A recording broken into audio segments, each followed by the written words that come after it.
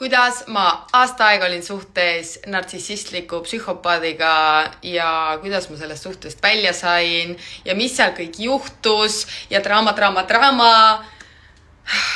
Ma arvan, et siin tuleb ka mitmeosaline videoseeria, sest ma armastan seeriaid ja ma räägin liiga palju ja TikTok lubab mul ainult 10 minutit jutti rääkida, nii et let's go.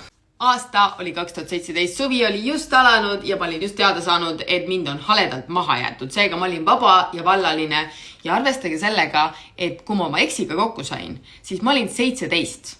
Seega ma olin 10 aastat püsisuhtes, ma ei olnud mitte kunagi oma elus kohtingutel käinud ja kõik see maailm tundus nii huvitav ja põnev ja hirmutav, nagu väga-väga hirmutav. Mingi suvaline õhtu, ma arvan, et see oli paar nädalat pärast seda, kui mind oli maha jäetud, eks ole, ja ma olin juba mõnda aega kurb olnud, siis ma otsustasin, et aitab masetsemisest. Aeg on välja minna, ma mõtlesin, et ma tahan tantsima minna, ma ei ole mingi 6-7 aastat tantsimas käinud, võib-olla see natuke liialdatud, aga no aastaid, ma ei olnud aastaid väljas käinud ja minu sõbrantsid ei viitsinud minuga tulla, seega ma kirjutasin ühele Kristile, kuidas ma Kristiga tuttavaks sain, ma ei mäleta, aga ta oli selline juhututtav ja minu mõte oli, et ta on noor, ta raudselt viitsib minuga tulla ja viitsiski ja ta küsis minu käest, et kas ta võib oma sõbra kaasa võtta, ma ütlesin, et muidugi, mida rohkem, seda uhkem ja minu plaan oli, et alustame minu juurest, on ju, eelsoojendamisega nagu mingid 16-aastased. Ma olin lihtsalt väga vaene, mul ei olnud too hetk nagu sentigi, et minna kusagile välja istuma, seega ma kutsusin nad enda juurde ja siis pärast oli plaan välja tantsima minna. Mina mõtlesin, et Kristi toob oma mingi sõbranna kaasa, aga Kristi ei toonud oma sõbrannat kaasa, tõi hoopis mingi tüübi ja ma mäletan, et kui ma seda tüüpi vaatasin, siis ma mõtlesin, et kes see kodutu narkar on. Selles mõttes, et ta nägi tõesti nagu väga-väga hale välja ja arvestage sellega, et ma ei olnud mitte kunagi oma elus ühtegi narkarit näinud, nii et ma ei tea, kuidas ma teadsin. Aga näete, ma teadsin ja see oleks pidanud olema punane lipp number 1 ja see oli esimene väga paljudest punastest lippudest, mida ma otsustasin ignoreerida. Nad istusid mul köögilaua taha maha ja ma mäletan, et ma uppusin tema pruunidesse silmadesse.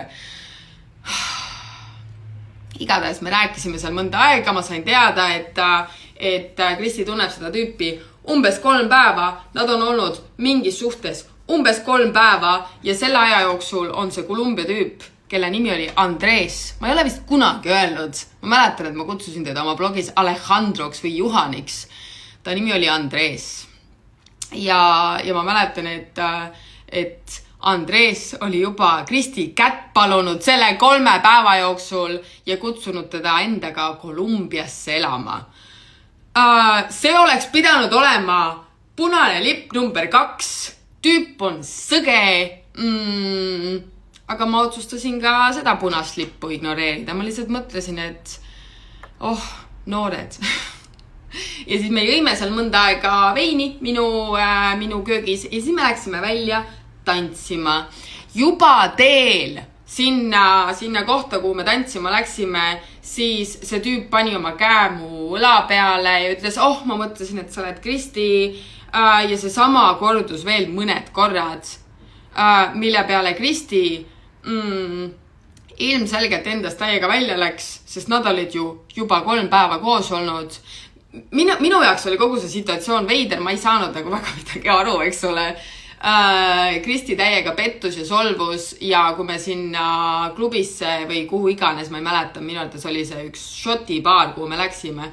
Kui me sinna kohale jõudsime, siis Kristi oli nagu endast nii väljas juba, et ta otsustas mingit suvalist tüüpi suudelda ja ma ei tea, kogu see situatsioon oli nagu, mina mäletan, et mina too hetk mõtlesin, et ju siis see 3-päevane suhe ikka ei olnud nii tõsine ja mis seal ikka, eks ole. Mis sealt edasi sai? Ma ei mäletagi, mis too õhtu täpselt edasi sai.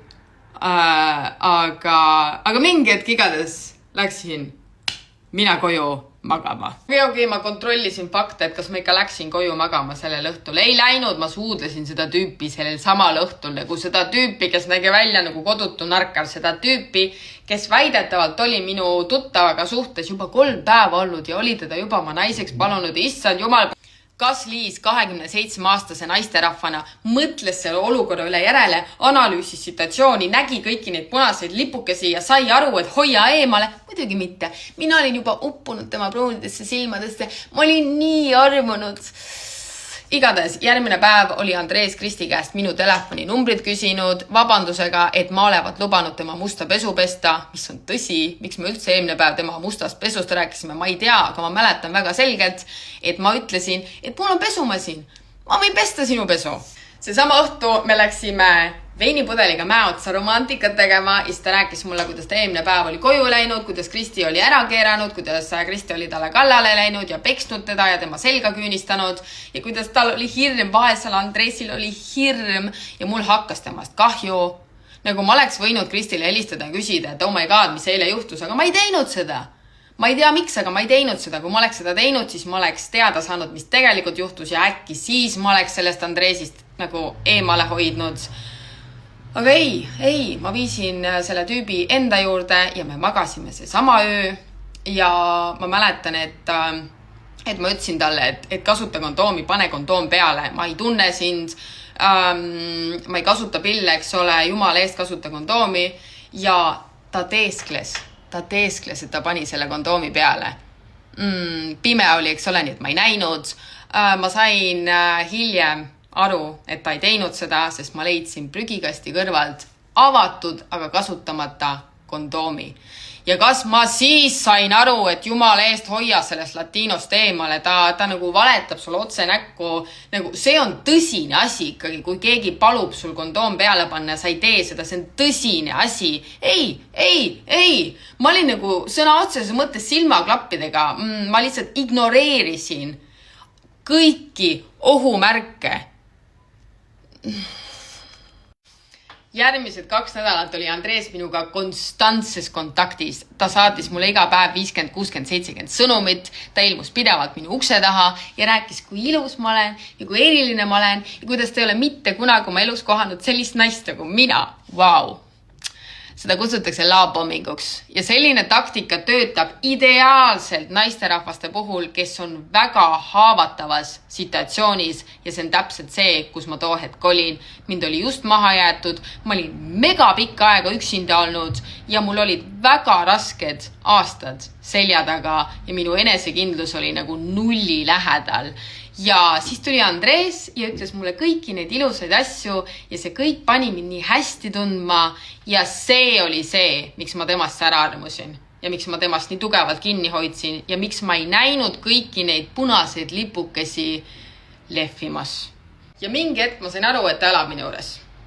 Kuidas see täpselt juhtus, ma ei tea, aga eks ta vaikselt nagu liikus sinna suunda, et ta tuli mulle külla, siis tuli uuesti, jäi natuke kauemaks, siis tuli uuesti ja ei läinud enam ära.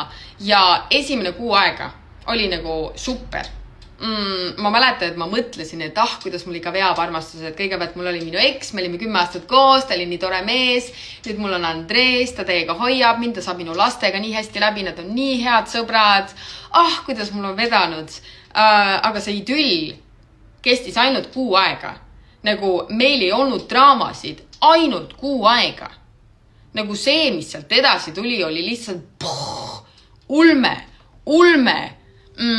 Ja eks see oli ka taktika ilmselgelt, et nagu kuu aega teeselda, et ta on normaalne inimene, et oma juured nii-öelda maha ajada, et nagu mingi selline suhe tekitada minuga, mingi sõltuvussuhe ja siis oma päris värve näidata. Et ma olen jumala kindel, et see oli ka taktika. Aga sellest me räägime järgmises osas, sest mul saab aeg otsa, mul on juba ligi 10 minutit räägitud. Nii et osa 2 tuleb loodetavasti varsti.